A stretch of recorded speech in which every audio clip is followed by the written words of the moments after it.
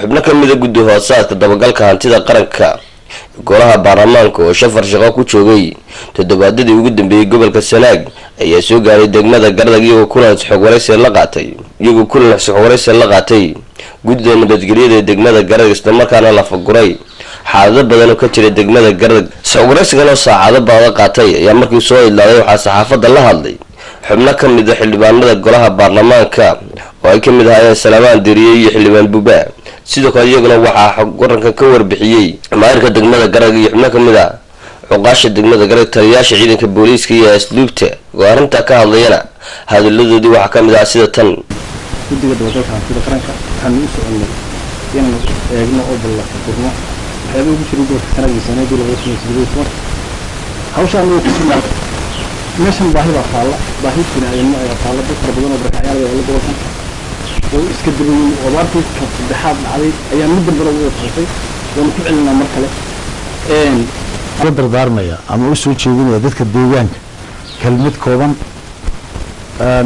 waa ka wada warhaysaan oo gobolkan marka Sanaag la yiraahdo waa gobol la oran karo Soomaaliland kala barba ah ama kala bad in ku dhow ayuu yahay dhulka Soomaaliland marka la eego baaxadda gobolka Sanaag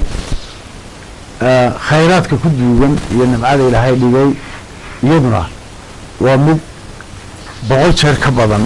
bulshada reer Soomaaliland inta la tiradeedu isla markaana wax soo saarka laga sameeyaa uu gaari karo mandaqada geeska Afrika oo dhan iyo caalamka intaba marka waxaan kula dardaarmayaa waxa weeyaan saaxadii ama nidaamkii ummadda reer Soomaaliland iyo ummadaha kale ay naga degan Ilaahay nagula uumay qaaradanba ay u aamini lahaayeen gobolkan waa amniga oo sugtaan marka booliska waxa ka codsanaya booliska inuu saldhigaa ugu soo xidhan ciidan keeno oo tayeeyo wasan ka baxaya kuwa dadka saldhiga Gardag iyo ceelku waxa uu soo kordhiyo Gardag iyo dadka reer Gardag كلام يحلو غريب واحد يقولون ويبه ولا يقول سلاش في واحد صار على سلاح هذا انت شعب النود بحي يرسل كلام توصل لي طواف في المدمع مركا حويا ده مركا وحويا لو نقول عضيه لان الله يغني انا بحب بحاول تركيز سمع الله اذا كان وصل كوريو ودان وصل كوريو اذا كان انا وقر انا عيده اذا غير قرب وصل انا غير عيده كي دغيدي انا وقر عيده شو قاعد بالمهاجرين حتى دين اللي قلت عليه دمر الجراد كنت دمر الجراد واحد دمر قديم وسوتشلنا وكم ده هذه ممكن